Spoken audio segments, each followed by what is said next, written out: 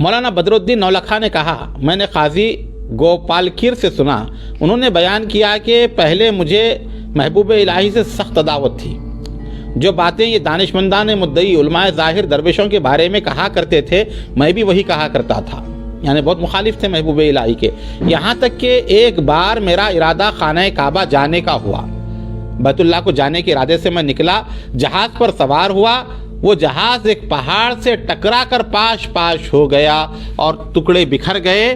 तो उन्होंने क्या किया कि एक तख्ते को पकड़ लिया।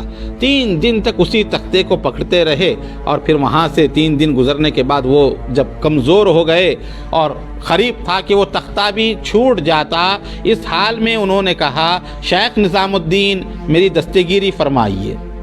मैंने देखा, वो कहते हैं, उस पहाड़ पर एक सूफ़ी ज़ाहिर हुआ और उसने अपना असा मुझे दिया और कहा, काजी इसे थाम लो, बाहर निकल जाओगे। मैंने असा पकड़ लिया और बाहर आ गया। वो सूफ़ी मेरी नज़रों से गायब हो गए।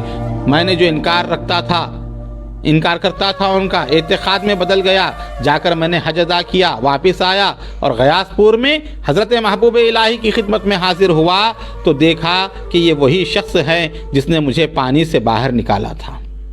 मैंने शेख के कदमों में सर रख दिया, अर्ज़ की, जैसे आपने इस दुनिया में मेरी दस्तगीरी फरमाई और मुझे दरिया से बाहर निकाला है, आखिरत में भी ऐसी ही दस्तगीरी फरमाइएगा। मुझे अपने ग़ुलामों में दाखिल कर लीजिएगा। महबूब इलाही ने फरमाया, काजी मैं तो यहाँ बैठा हूँ, वहाँ कहाँ से पहुँच गया?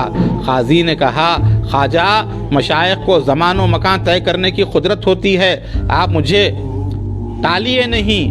महबूब इलाही हर चंद उज़ुर करते रहे मगर मैं नहीं मानता था, यहाँ तक कि वो महबूब इलाही के मुरीद हो गए और महबूब इलाही ने उन्हें खिरखा अता फरमाया।